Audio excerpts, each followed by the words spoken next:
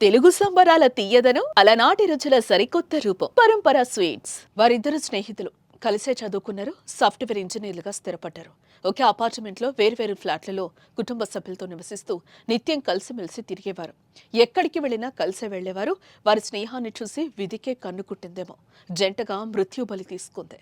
Dundigal police station పరిధిలో జరిగిన road ప్రమాదంలో ఇద్దరు స్నేహితులు దుర్మరణం చెందారు.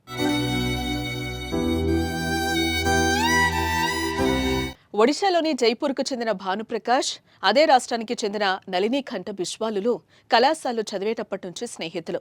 ఉద్యోగం వచ్చాక పెళ్లిళ్లు చేసుకుని రాజేంద్రనగర్కు మంచిరేవుల్లోని యునైటెడ్ అమిగో ఎవెన్యూ అపార్ట్మెంట్లోని వేర్వేరు ఫ్లాట్లలో కుటుంబ సభ్యులతో కలిసి నివాసం ఉంటున్నారు.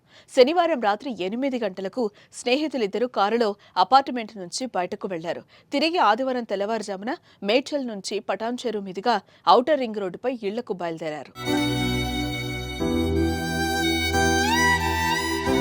వేగంగా వెళుతున్న కారు మార్గమధ్యంలో మల్లంపేట 4A ఎగ్జిట్ వద్ద అదుపు తప్పి డివైడర్ను ఢీకొట్టింది.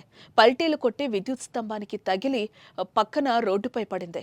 ఈ ఘటనలో ఇద్దరు అక్కడికక్కడే చనిపోయారు. ప్రమాదానికి అతివేగమే కారణమని ప్రమాద దృశ్యాలు చెప్తున్నాయి. కారు నుజ్జునుజ్జు అయింది. కారులో చిక్కుకున్న మృతదేహాలను బయటకు తీసేందుకు పోలీసులు గంటసేపు శ్రమించాల్సిన పరిస్థితి. ఇక భానుప్రకాష్ బిస్వాల్ మరణంతో వారి కుటుంబాలు తీవ్ర శోకంలో మునిగిపోయాయి. వారంతా కన్నీరు మున్నీరవుతున్నారు. ఎంతో స్నేహంగా ఉండే వారిద్దరూ తిరిగి రాని లోకాలకు చేరుకోవడం తోటి స్నేహితులను కూడా కన్నీరు పెట్టిస్తోంది.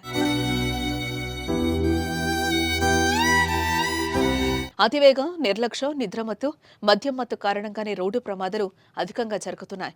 ఎక్కువగా జాతీయ రహదారులు, ఓఆర్ఆర్ సహా చాలా రోడ్లు రక్తం మూడుతున్నాయి.